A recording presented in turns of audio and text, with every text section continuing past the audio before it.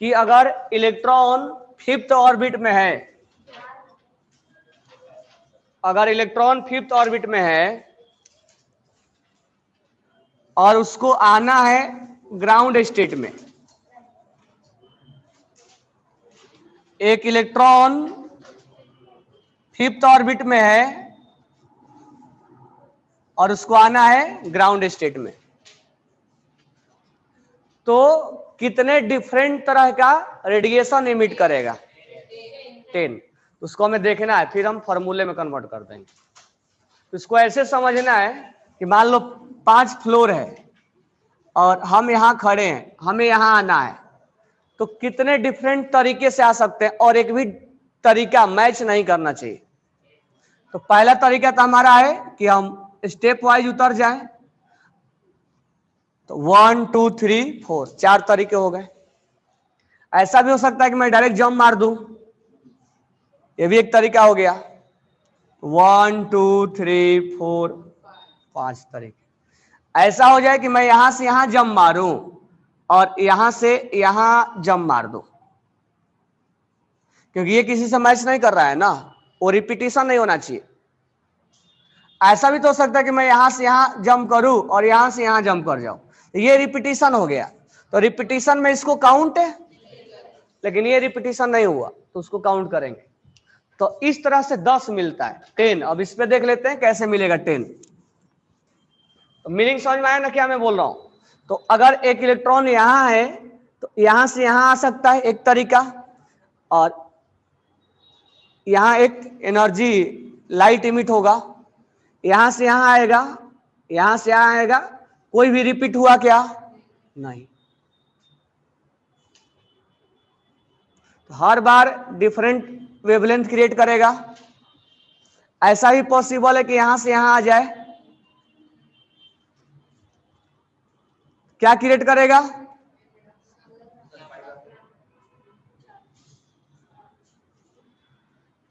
ऐसा भी पॉसिबल है कि यहां से जाए कि यहां जंप मारे और यहां से यहां मारे, मैच नहीं कर रहा है ना। ऐसा ही पॉसिबल है कि यहां से यहां मारे और यहां से यहां मारे, ये नहीं होगा ना, नहीं। ऐसा भी है कि यहां से यहां मारे और यहां से यहां, ये मैच कर गया ना, ये मैच कर गया ना, ये मैच किया क्या?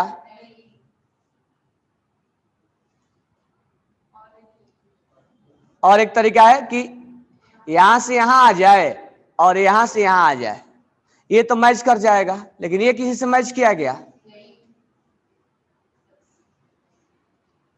तो 10 अलग अलग वेवलेंथ क्रिएट करेगा।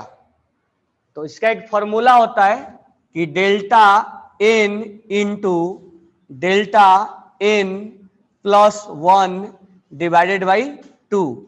एन इक्वल टू 5th से लेके एन इक्वल टू 1 में आया है, तो डेल्टा एन का मतलब हुआ 5 माइनस 1, क्या हो गया? 4।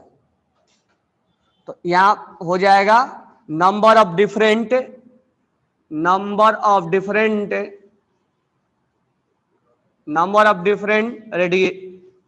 रेडिएशन या वेवलेंथ या फोटोन भी बोला जाता है। तो यहाँ n का वैल्यू 4 होगा, इंटू ये हो जाएगा 4 प्लस 1 डिवाइडेड बाई 2, ये हो जाएगा 10। यानी 10 अलग अलग वेवलेंथ क्रिएट होगा, 10 अलग अलग वेवलेंथ क्रिएट होगा। ये लिख लिए थे, ठीक है। अब हम एक दो टर्म के यहां बारे में बात करते हैं। तो टर्म ये है, तो radius, velocity, energy, number of photon या रेडिएशन, रेवोल्यूशन पर सेकेंड, ये सब निकालने आ गया। अब यहाँ एक दो टर्म है जिससे, अब जैसे मान लो हमने बोला कि first line of Lyman series, तो दिमाग में जंपिंग कहां, डी एक्साइटेशन कहां से कहां होना चाहिए? कहां से कहां? 2 से 1। कहां से कहां होगा? अगर first line of Balmer series बोले तो क्या बोलोगे? ये चीजें लैंग्वेज में लिखेगा तो उसको हमें कहां से कहां जंपिंग डी एक्साइटेशन हुआ वो करके हमें लेमडा वगैरह कैलकुलेट करना पड़ेगा। तो एक दो लैंग्वेज में और लिखता है, ये लिख लिए, सबने लिखा क्या? फॉर्मूले वगैरह लिख लिए हो ना? कौन सा फॉर्मूला लिख लिए ना? तो हम नेक्स्ट बात करेंगे, जैसे अगर first line of Lyman series बोले तो तुमने बता दिए कहां से कहां जंपिंग होगा, डिक्साइटेशन होगा। अगर उसी तरह से हमने बोला फर्स्ट एक्साइटेड स्टेट, ये लैंग्वेज में आएगा, first excited state,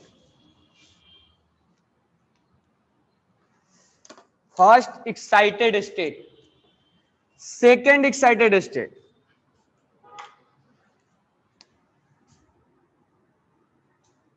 second excited state, third excited state,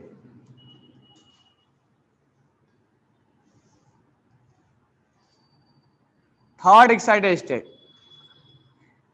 nth excited state,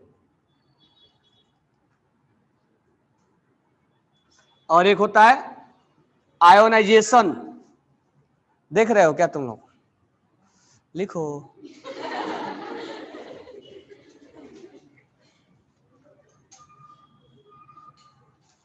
आराम से बैठ गए हो लग रहा है। हम इस टर्म को डिफाइन करेंगे और डिफाइन करने के बाद हम इससे ये आइडिया लगाएंगे कि जब वो लैंग्वेज में लिखेगा तो हम क्या बातें करेंगे। तो पहले ध्यान से देखो इधर, अब जब लिखना था तो बैठे थे, ध्यान दो इधर।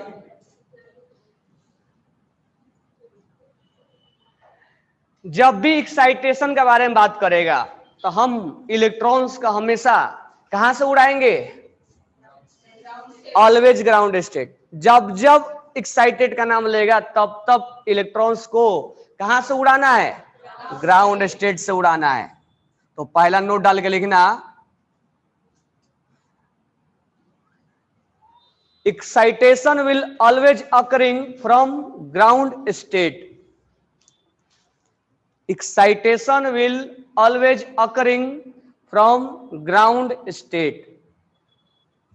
Excitation will always occurring from ground state. ठीक है। अगर वो नाम लेगा फर्स्ट एक्साइटेड स्टेट तो हमें फर्स्ट एक्साइटेड स्टेट में ये बोलना है कि वो ऑर्बिट नंबर 1 से ऑर्बिट नंबर 2 में जंपिंग हो रहा है। तो फर्स्ट एक्साइटेड स्टेट का मीनिंग हुआ n equal to 1 to n equal to 2। जिसे first line of Lyman series बोल रहे थे वैसे फर्स्ट एक्साइटेड स्टेट का नाम क्या बोलोगे? n इक्वल टू 1 से n equal to 2। Second excited state का मतलब हुआ 1 टू 3। थर्ड एक्साइटेड स्टेट का मतलब हुआ n equal to 1 to n equal to क्या होगा? 4। मतलब वो आगे भी नाम लिया जा सकता है, फोर्थ, फिफ्थ, ठीक है। लेकिन ऑलवेज कहां से होगा? Ground state. फर्स्ट का नाम लेगा तो 1 से कहां जाना है? सेकेंड का नाम लेगा तो 3rd का नाम लेगा तो 1 से 4। यानी थर्ड बोलेगा तो एक बढ़ा देना है, सेकेंड बोलेगा तो, फर्स्ट बोलेगा तो n बोलेगा तो n बोलेगा तो n+। समझ में आया क्या? लेकिन ऑलवेज कहां से? सेकेंड बोलेगा तो 3 के बारे में बात करना है, एक तो फिक्स हो गया ना हमारा। थर्ड बोलेगा तो 4 में जाना है, nth बोलेगा तो n+1 में जाना है। समझ में आ गया ना? अब आगे ध्यान देना, आयोनाइजेशन पोटेंशियल। तो हमने पीरियोडिक टेबल में पढ़ाया था आयोनाइजेशन एनर्जी पोटेंशियल कि इलेक्ट्रॉन्स को बाहर निकालने में जो एनर्जी लगाते हैं। तो इलेक्ट्रॉन्स मान लो हाइड्रोजन एटम में यहां है ग्राउंड स्टेट में, बाहर निकालने का मतलब कहां लेके चले गए? इनफाइनाइट में। जो एनर्जी लगेगा इनफाइनाइट मतलब सिस्टम से बाहर निकाल दिए। उस एनर्जी को हम किस नाम से जानेंगे? तो आयोनाइजेशन एनर्जी जब जब नाम लेगा तो तुम जंपिंग कहां से कहां कराओगे? 1 से इंफिनिटी में कराओगे। अब हाइड्रोजन एटम के लिए यहां एनर्जी कितना हुआ करता था? यहां कितना हुआ करता है? एनर्जी कितना आया? हायर माइनस लोअर, तो 0 माइनस 13.6 कितना आ गया? इसका मतलब हाइड्रोजन के अंदर एक इलेक्ट्रॉन्स को बाहर निकालना है तो इतना एनर्जी देना पड़ेगा। तो ये जंपिंग कहां से कहां हुआ? क्लियर हुआ? एक्साइटेड स्टेट और आयोनाइजेशन पोटेंशियल कब बोलेंगे? जब जंपिंग समझ में आ गया ना? इंफिनिटी का मतलब सिस्टम से बाहर चला गया। इसको लिख लो, लिख लिए क्या? कोई डाउट नहीं है ना? अब देखो ध्यान से, अब नीचे एक तुम लोगों को अब कभी कभी ऐसे बोलता है,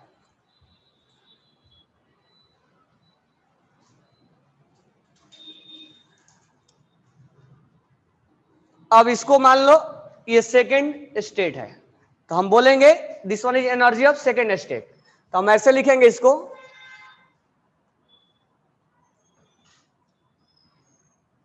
-3.4। ये एग्जांपल्स के लिए बता रहा हूं, लैंग्वेज में ऐसा लिखा जाएगा -3.4 electron volt is energy of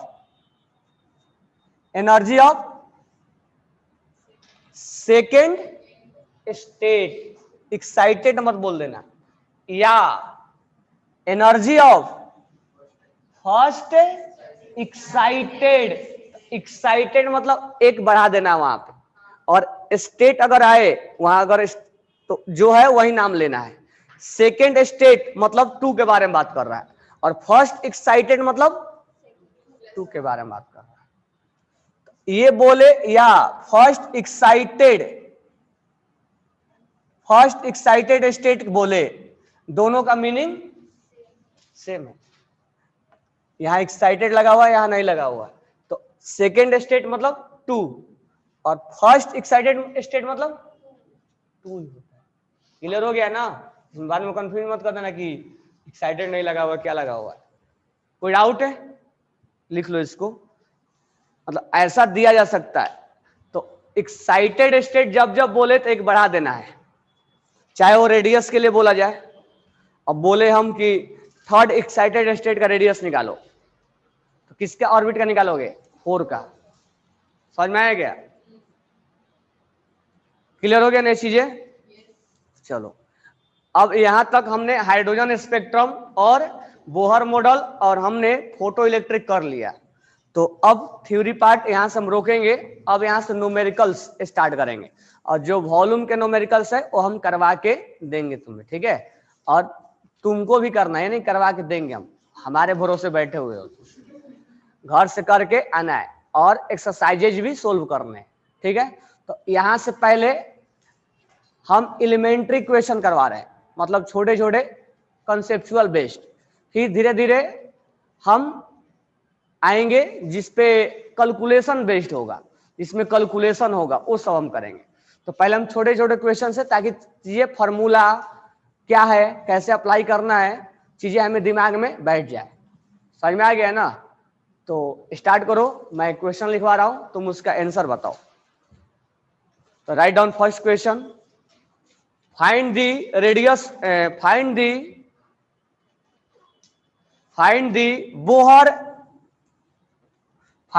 Bohr third orbit radius. Find the Bohr third orbit radius. Find the Bohr third orbit radius for lithium plus 2 ions. For lithium plus 2 ions. अब ये अपने वॉल्यूम के अभी नहीं बताएंगे, पहले आंसर निकाल लो। Volume में क्वेश्चन है तुम्हारे,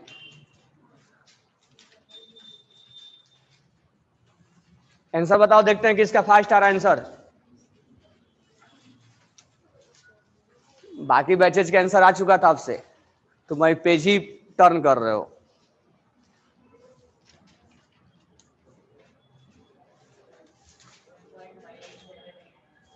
वन पॉइंट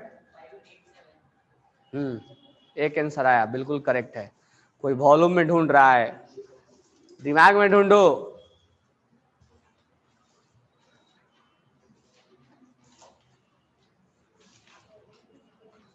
अरे समरी करके फॉर्मूला लिखवाया था ना, है समराइज करके फॉर्मूला लिखवाया था कि नहीं लिखवाया था?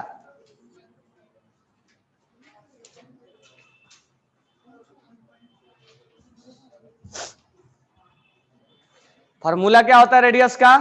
कल रेडियस का फॉर्मूला, वेलोसिटी का फॉर्मूला, एनर्जी का फॉर्मूला और टाइम पीरियड, ये सब रट के आना, ठीक है? पूछेंगे क्लास में। तो रेडियस ऑफ थर्ड ऑर्बिट का निकालना है तो यहां लिख देंगे 3। वैल्यू क्या होता है? 0.529 into n square by Z. अब यहां पर हमें एक तो ऑर्बिट चाहिए और जेड चाहिए, तो ऑर्बिट जो है वो थर्ड ऑर्बिट के लिए बोल रहा है, एन का वैल्यू हो जाएगा 3। अब यहां जेड यानी लिथियम +2 के लिए बोल रहा है, तो जेड हो जाएगा 3। तो यहां वैल्यू पुट कर देंगे 0.529 into n square, n square का वैल्यू हो जाएगा 3 का स्क्वायर बाई जेड 3। तो ये एक से कैंसिल हो जाएगा, 0.529 इंटू 3 मल्टीप्लाई कर देंगे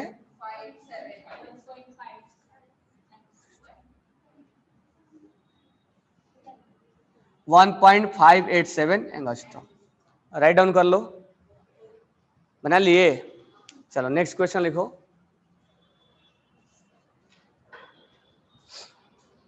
find the radius ratio of, find the radius ratio of, find the radius ratio of second orbit of hydrogen atom,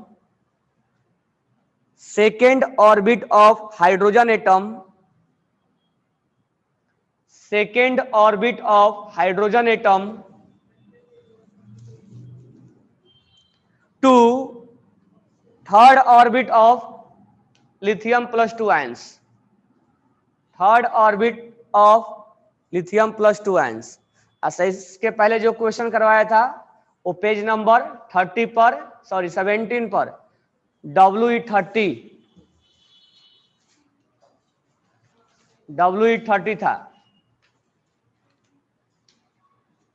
था ना? कितना आएगा? चलो एक का आंसर आ गया, बाकी तो अभी एक वर्ड भी नहीं लिखे हैं।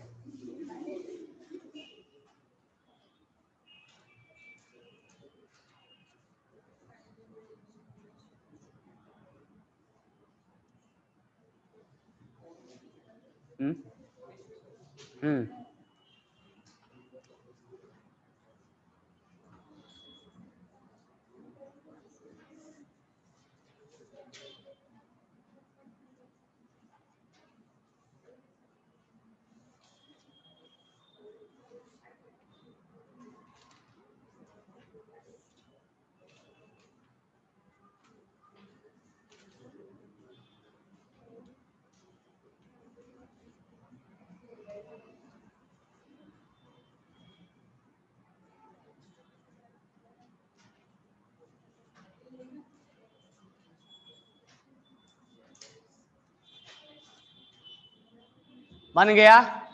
चलो, तो हमें रेशियो किसका निकालना है? Second orbit of hydrogen atom, second orbit for hydrogen atom, और किसका है?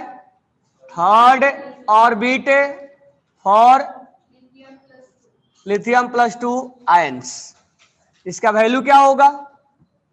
0.529 इंटू एन स्क्वायर बोले तो, जेड बोले तो और ये 0.529 इंटू थर्ड ऑर्बिट बोले तो अब बहुत जने क्या कर रहे हैं, एक एक का कैलकुलेशन कर रहे हो, फिर कैलकुलेशन करोगे, फिर इसका कैलकुलेशन करोगे, फिर डिवाइड करोगे, लेकिन दिमाग में नहीं कि कैंसिल हो रहा है। उसको कैलकुलेशन करने की क्या जरूरत है हमें? ओ कैलकुलेशन कर रहे पूरा, दिमाग नहीं गया कि जब रेशियो में कैंसिल होता है ये हो जाएगा 4/1 अपॉन ये क्या हो जाएगा, कैंसिल हो जाएगा।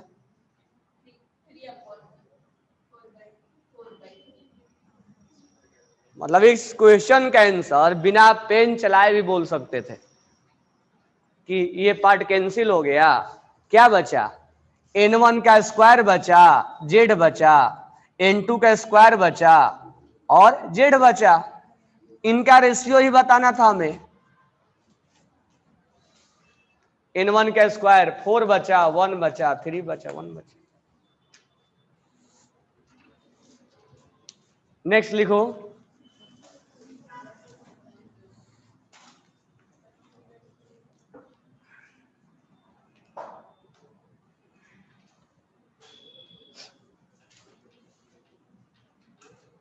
calculate the radius ratio of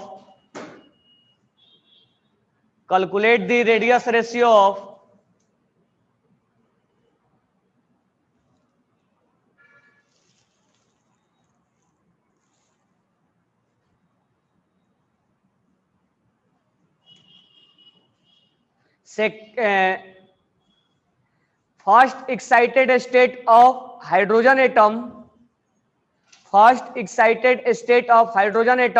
to first excited state of helium plus ions,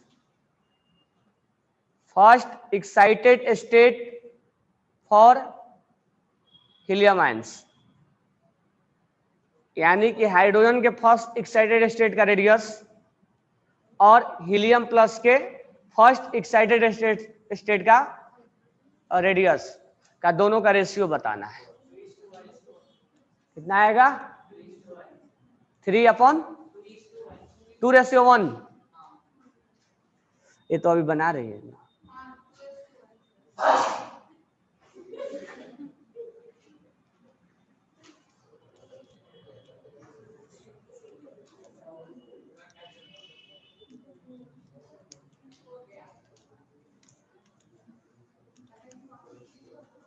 first excited state का मतलब क्या होता है? सेकेंड। तुम 1 क्यों लिख रही हो? आगे मत बैठना कल से।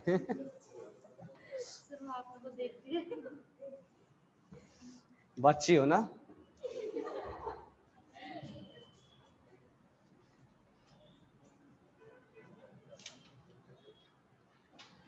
तो हमें देखो इसीलिए बोल रहा हूँ एलिमेंट्री अभी हम न्यूमेरिकल्स बेस पे नहीं कर रहे हैं, मतलब कैलकुलेशन वाला चीजों को पहले सीखें, फॉर्मूला हमारे दिमाग में जाएगा कैसे करना है चीजें, क्योंकि यहाँ से चीजें को हमें न्यूमेरिकल्स टॉपिक है ये, तो यहाँ पर हमें कैसे चीजें सोल्व किया जाए, कैसे चीजों को आसान बनाया जाए, इसीलिए मैं सब चीजें करवा रहा हूँ।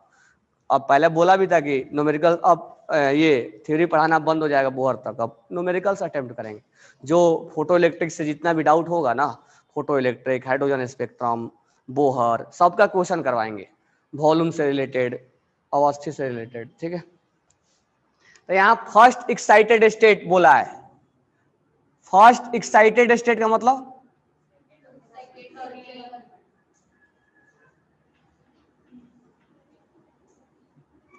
यानी n=2 के बारे में बात कर रहा है हाइड्रोजन एटम के लिए, और first excited state helium plus 2 के लिए हीलियम प्लस के लिए बात कर रहा है। तो फॉर्मूला लगा देंगे। तो रेडियस में देखना, जब जब तुम्हें रेशियो पूछेगा ना, जो बाकी पार्ट कांस्टेंट वाला है, न्यूमेरिक वाला हो, तो कैंसिल हो जाएगा, क्या बच जाएगा, केवल जो पार्ट n और तो 0.529 इंटू n स्क्वायर बोले तो 2 का स्क्वायर और z 1 हो गया, 0.529 इंटू 2 का स्क्वायर अपॉन 2, ये तो कैंसिल हो गया ना, ये बचा 4/1 अपॉन 4/2 2, तो ये हो गया 4/4 into 2।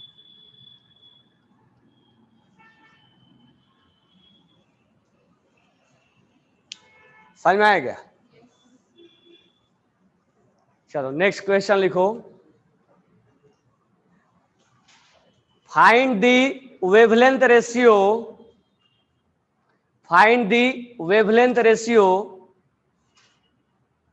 Find the wavelength ratio for first line of Lyman series, first line of Lyman series.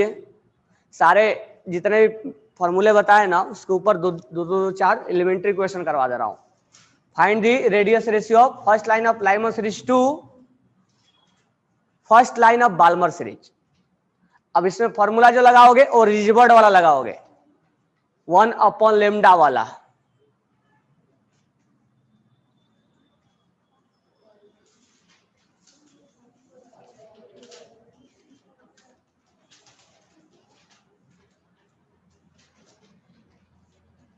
कल से पेज टर्न ओवर नहीं करना है, याद होना चाहिए।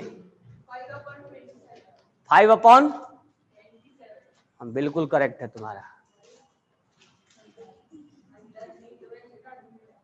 अच्छा, मुझे समझ में आ गया तुम कैसे बनाए हो, दोनों जगह होता है। First line of Balmer series Rydberg वाला फॉर्मूला लगाना है, 1/λ वाला। तो इसको पहले अलग अलग वैल्यू निकाल लो,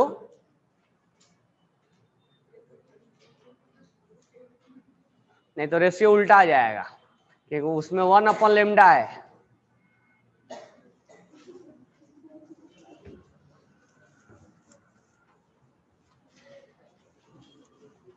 चलो first line of Lyman series का डिक्साइटेशन क्या बोलेंगे? First line of Lyman series क्या होगा? यही होगा ना। अब लेमडा हम रिजवर्ट से निकाल लेंगे, 1/λ इक्वल टू आर, ये हाइड्रोजन एटम के लिए बोल रहा था मैं, RZ², 1/, this one is N1, this one is N2। मैं डायरेक्ट लिख दूं लेमडा इक्वल टू, अब ये रेशियो लोगे ना तो आंसर उल्टा आएगा। पूछो क्यों? क्योंकि तुम 1/λ का रेशियो निकाल दिए, लेमडा निकालना है ना, तो ये पार्ट ऊपर जाएगा, ये पार्ट नीचे आएगा। अब first line of Balmer series क्या होगा इसका डिक्साइटेशन?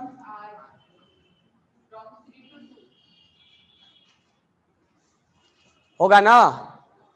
तो हम इसमें लेमडा निकाल देंगे, 1/λ इक्वल टू, अब मैं डायरेक्ट रेशियो क्यों नहीं ले रहा हूं, समझ में आ रहा है ना। लोग अभी तो आंसर उल्टा आएगा बाद में। ये 1/λ हम निकाल रहे हैं, हमें लेमडा का रेशियो निकालना है। λ1 मान लेते हैं, λ2 मान लेते हैं। RZ², हाइड्रोजन एटम ही है, और यहां हो गया 2 का स्क्वायर माइनस, डायरेक्ट बोलो क्या आएगा? λ2 36/5। कल लिखवा के दिया भी था। अब इस दोनों का रेशियो निकाल देना है, तो λ1/λ2 4/3R और 36/, R से R गया, 4/3 इंटू 36 इंटू 5, ये कैंसिल हो गया 9।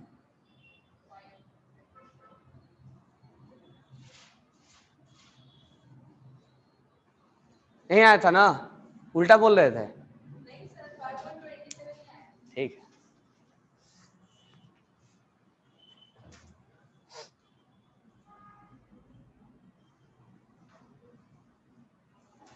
कोई डाउट है?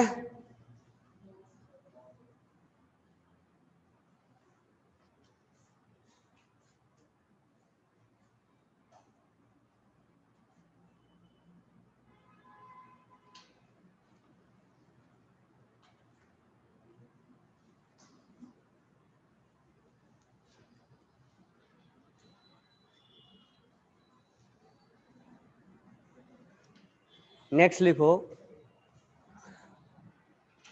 Find the energy ratio of, find the energy ratio of, find the energy ratio of first orbit of helium plus ion, first orbit of helium plus ion to first orbit of hydrogen ions,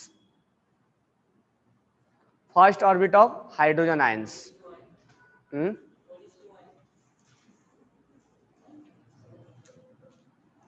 एक answer आया, correct है। अगला बार जो बोलेगा उसका check करेंगे।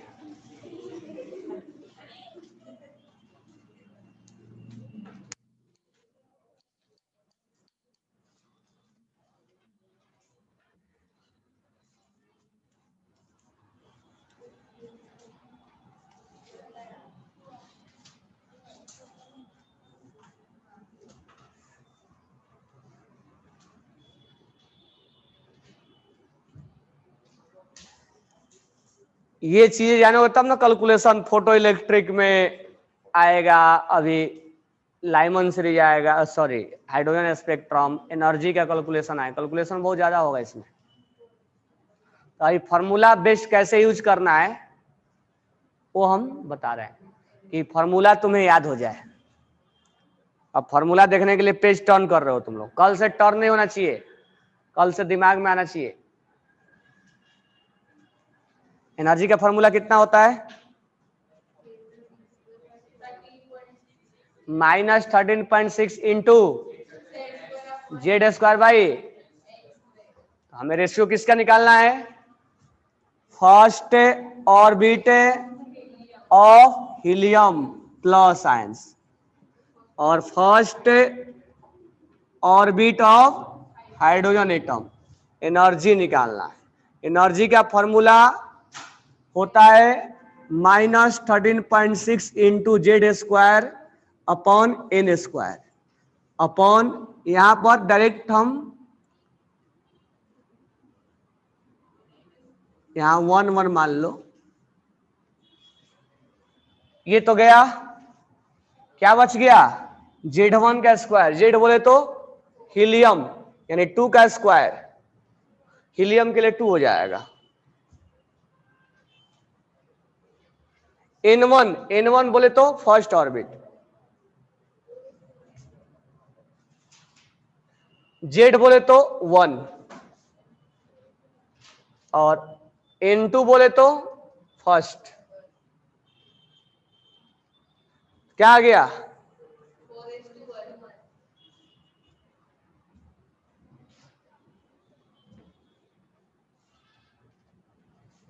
हो गया ना? नेक्स्ट लिखना, ratio of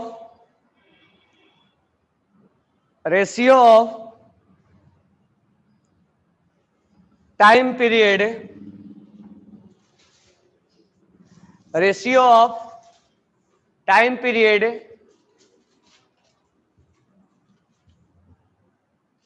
for electron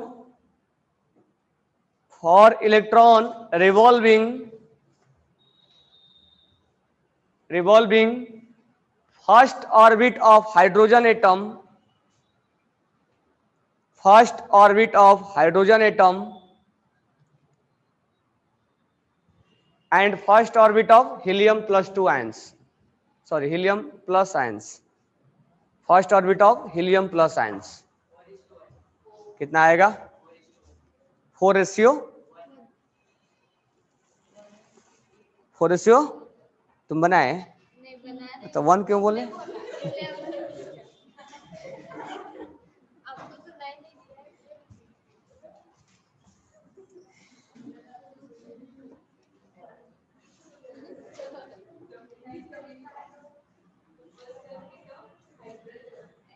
hydrogen atom का फर्स्ट ऑर्बिट और हीलियम प्लस एटम का फर्स्ट ऑर्बिट में रहने वाला इलेक्ट्रॉन्स का टाइम पीरियड का रेशियो बताना है।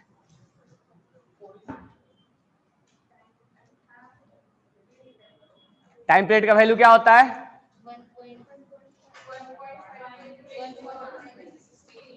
1.5 into 10 to power 1.5 into 10 to power -16 into n cube upon, ये तो कैंसिल हो जाएगा ना, जो न्यूमेरिक पार्ट है वो क्या हो जाएगा? कैंसिल हो जाएगा। तो यहाँ N1 Z1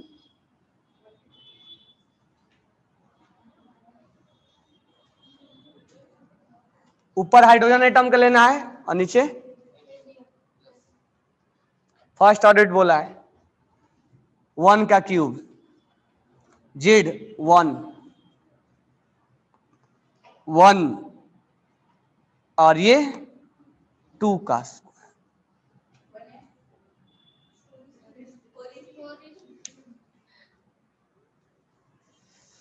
तो टाइम पीरियड में n cube upon Z square याद रखना है, एन क्यूब अपॉन, जिसका ये पूछेगा एन और जेड का वैल्यू रख दो। तो रेशियो में खास बात, जो कांस्टेंट पार्ट है वो कैंसिल हो रहा है, बाकी हमें डायरेक्टली प्रोपोर्शनल और इनवर्सली प्रोपोर्शनल वैल्यू को याद रखना है। इसे यहां पर डायरेक्टली प्रोपोर्शनल है n cube upon Z square. Doubt नहीं है ना?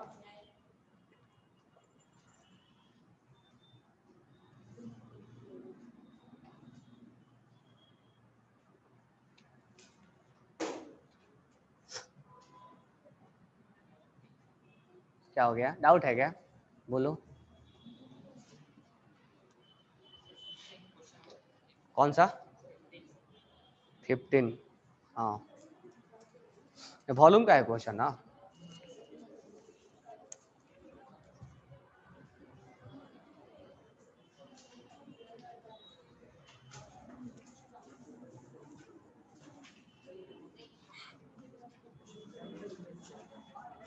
क्वेश्चन नंबर 15 नोट डाउन कर लो।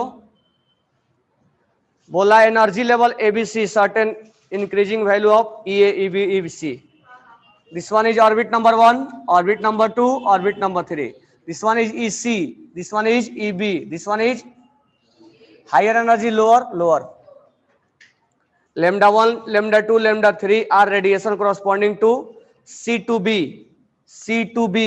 lambda 1 और lambda 2 B2A lambda 2 और lambda 3 C2A।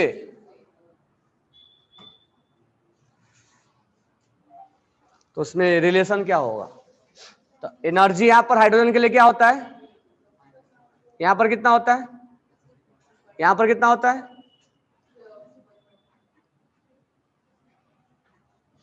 होता है ना।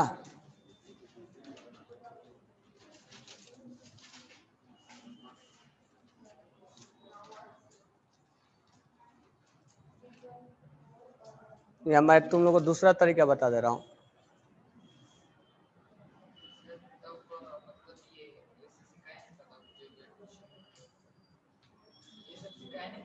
ये सब सिखाया हूं। हाँ, वो क्वेश्चन तभी सिखा चुका हूं। हम इसको 10 तरीके से बना सकते हैं। मैं तुम लोग का आसान तरीका ढूंढ रहा हूँ, वो बता रहा हूँ कैसे बनाया जाएगा।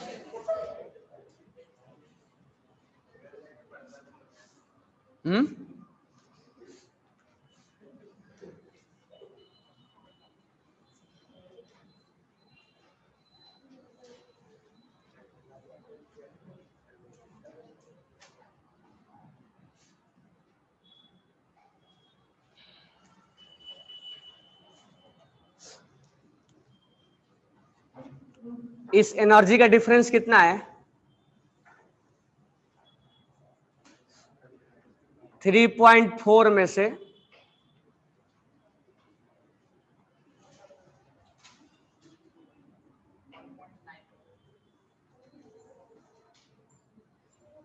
1.99।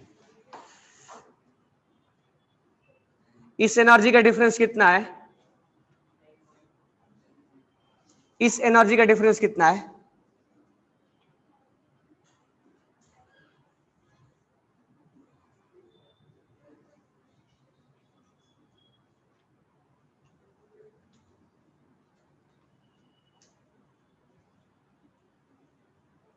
है ना, सही है ना।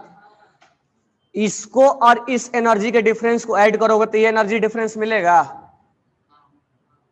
इस दोनों को ऐड करोगे तो ये आएगा, इस दोनों को ऐड करो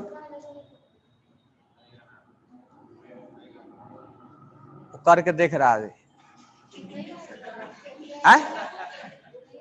क्यों नहीं आएगा एनर्जी 10.2 में और 1.99 में ऐड करोगे तो आएगा कि नहीं आएगा। मतलब इस एनर्जी को इस एनर्जी का सम इस एनर्जी के बराबर है, इसको E1 मान लो, डिफरेंस डेल्टा E1 मान लो, डेल्टा इसको क्या मान लो, इसको क्या मान लेते हैं, डिफरेंस आएगा ना। इसका मतलब डेल्टा E3 इक्वल टू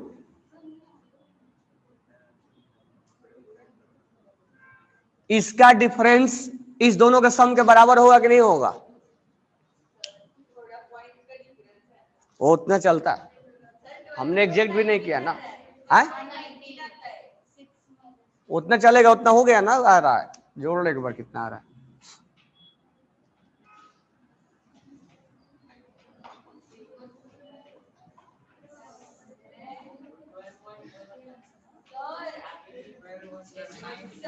हाँ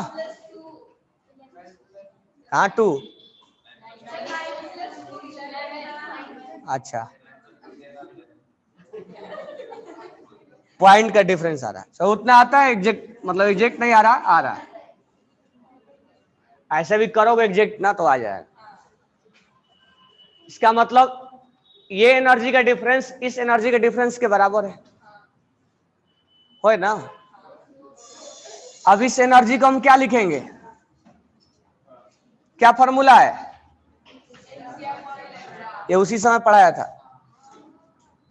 दिस वन इज लेमडा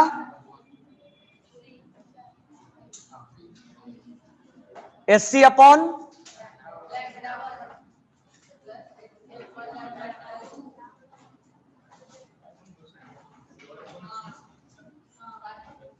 हाँ